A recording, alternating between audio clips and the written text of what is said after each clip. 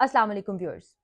18 जून 2023 Titan नामी एक छोटी सी सबमरीन अपने अंदर 5 पैसेंजर्स को बिठाकर गहरे पानी में जाती है और इसकी डेस्टिनेशन है आरएमएस टाइटैनिक का मलबा।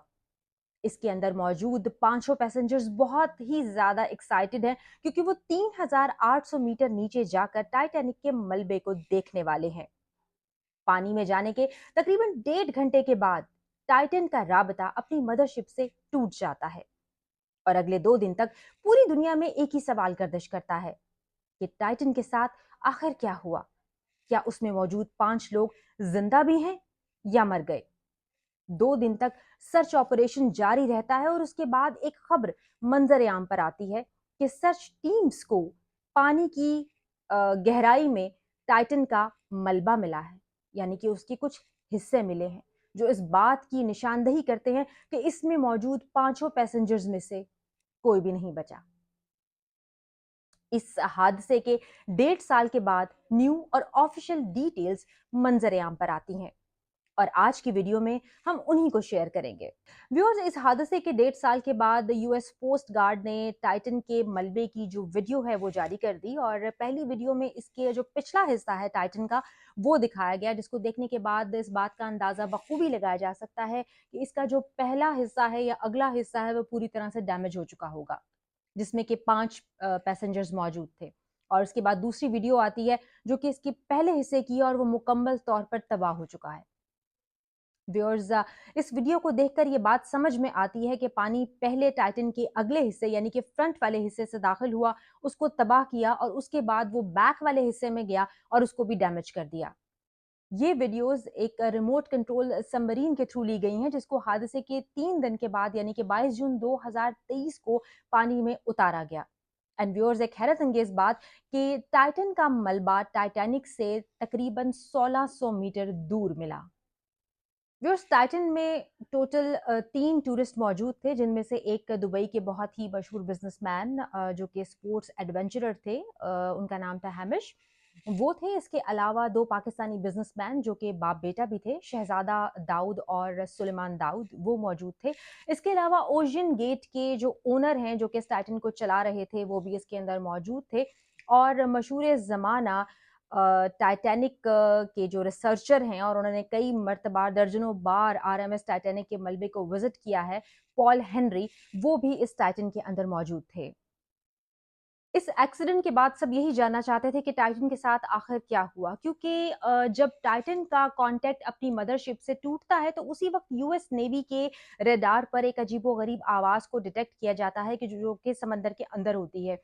और इस आवाज़ को लेकर भी बड़ी तशवीश हुई कि आखिर ये किस चीज़ की आवाज़ थी। क्या टाइटन के ऊपर किसी समुद्री मखलूक ने हमला कर दिया था या फिर ये किसी किस्म का एसओएस सिग्नल था। बहरहाल अभी इसका जवाब मंजर-ए-आम पर नहीं आया, लेकिन इसी दौरान एक न्यूज़ आर्टिकल आता है जो टाइटैनिक के प्रीवियस रिकॉर्ड से रिलेट करता है। व्यूअर्स, इस आर्टिकल में ये बताया गया है कि ओशियन गेट के डायरेक्टर ऑपरेशन डेविड लॉकेज को इसलिए फायर कर दिया गया क्योंकि उन्होंने टाइटन की सिक्योरिटी और सेफ्टी पे बहुत से सवाल उठाए। और टाइटन को कार्बन फाइबर मटेरियल से बनाया गया है जो कि डीप सी एडवेंचर के लिए किसी भी तरह टेस्टेड और सर्टिफाइड नहीं है। इन शॉर्ट, ये एक एक्सपेरिमेंटल सबमरीन थी और इसको किसी भी डिपार्टमेंट से सर्टिफाइड नहीं करवाया गया था। डेविड लॉकेज के बार-बार सवाल उठाने के बाद इनको कंपनी से फायर कर दिया गया और फायर होने के बाद उन्होंने एक इंजीनियरिंग रिपोर्ट पेश की जिसमें उन्होंने क्लियरली लिखा कि कार्बन फाइबर किसी भी तरह सबमरीन के लिए सूटेबल और सेफ नहीं है। बहरहाल इस बात को लेकर इनके जो सीईओ हैं, ओशियन गेट के सीईओ और डेविड लॉकेज के बीच में कोर्ट में एक जंग जारी रही, जिसका इस हादसे के होने तक जो वर्डिक्ट है वो नहीं आया था। इस रिपोर्ट के आने के बाद मजीद सवाल खड़े हुए और ये कहा गया कि जब ये एक एक्सपेरिमेंटल फेज में थी तो फिर इसको इस डीप सी टूर के लिए आखिर क्यों भेजा गया। अब ओशियन गेट पर मीडिया का प्रेशर बढ़ता गया और एक बहुत ही हाई लेवल की इन्वेस्टिगेशन की बहुत ज़रूरत थी।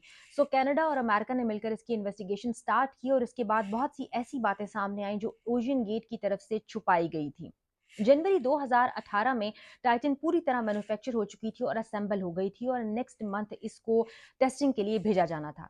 इसको जब टेस्टिंग के लिए भेजा गया तो इसके अंदर इसके ऊपर जो है वो बिजली गिरी, लेकिन पानी में होने की वजह से इसकी बचत हो गई। अब टाइटन ने 4200 मीटर की जो डेप्थ है उसको बड़ी कामयाबी के साथ कवर कर लिया।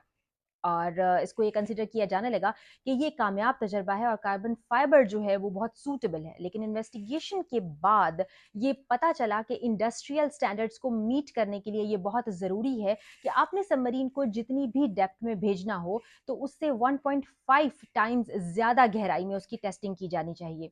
यानी कि अगर टाइटैनिक का मलबा 3800 मीटर नीचे है तो टाइटन की जो टेस्टिंग होनी चाहिए थी वो 4750 मीटर तक होनी चाहिए थी, जो कि नहीं हुई। और 2019 में इसका जो अगला हिस्सा है, यानी कि इसका जो फ्रंट पार्ट है उसके अंदर एक क्रैक भी डिटेक्ट किया गया, जिसको बड़ी ढिठाई के साथ और जानबूझकर इग्नोर कर दिया गया। व्यूअर्स, इन्वेस्टिगेशन टीम ने टाइटन की लॉन्च से लेकर उसके तबाह होने तक की एनिमेशन वीडियो जो है वो रिलीज की है, और इसके अलावा टाइटन और मदरशिप के बीच में जो भी कन्वर्सेशन हुई उसको भी पब्लिक किया। सुबह 9:50 पर टाइटन को एक मैसेज भेजा जाता है मदरशिप की जानिब से, do you see polar prints on your display. उसके बाद एक खामोशी छा जाती है और 20 मिनट के बाद 10:13 पर पोलर प्रिंट्स यानी कि जो मदरशिप है उसकी जानिब से एक मैसेज रिलीज होता है कि हमने अपनी चैट सेटिंग्स जो हैं वो खो दी थी, वो गायब हो गई थी। और 10:15 पर पॉल हेनरी टेक ओवर करते हैं टाइटन से, और वहां से एक जवाब आता है, ऑल गुड हेयर। उसके बाद 10:47 पर टाइटन की जो गहराई है वो 3446 मीटर है, यानी कि वो टाइटैनिक से 454 मीटर दूर है। उसके बाद एक लास्ट मैसेज आता है, ड्रॉप्ड 2 वेट्स, और उसके बाद खामोशी छा जाती है। व्यूअर्स, सबमरीन जो होती है जब उसको गहरे पानी में भेजा जाता है तो उसके साथ कुछ वेट्स लगे होते हैं ताकि वो इजीली पानी के अंदर चली जाए। लेकिन जब को थोड़ा ऊपर लाना होता है तो उन वेट्स को एक-एक कर कर रिलीज़ किया जाता है। इस लास्ट मैसेज के बाद एक मुकम्मल, गहरी और बहुत ही लंबी खामोशी छा जाती है। उसके बाद टाइटन का अपनी मदरशिप से कोई राब्ता नहीं होता।